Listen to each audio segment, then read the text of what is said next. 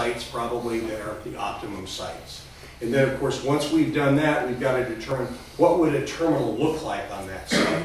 How would it lay out?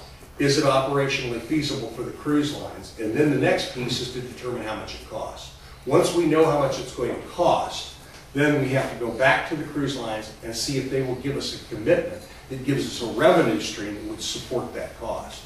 And it not only has to support that cost, it's going to have to support the operating expenses and give us enough so that we don't have a detrimental effect on our aggregate debt service coverage ratio, which we have to maintain in order to maintain our bond coverage. Excuse me, our bond rating.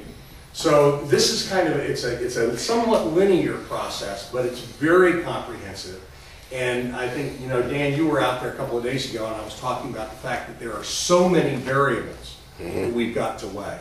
That's what makes it so complicated. And we want to make sure that we make the right decision. And of course, we want to make a decision. We want to get ourselves to the point that we've got a plan that works, that we can then take back, and if it happens to be Mayport, engage the residents.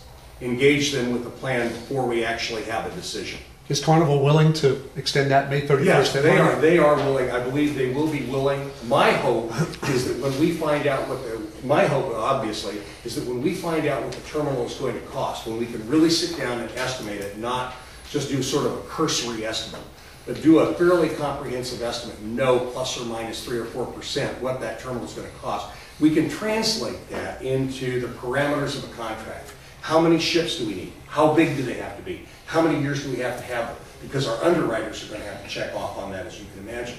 So once we know that, we can go to Carnival and we can say, this is what we have to have. And my hope is that they are bullish enough on Jacksonville that they'll give it to us.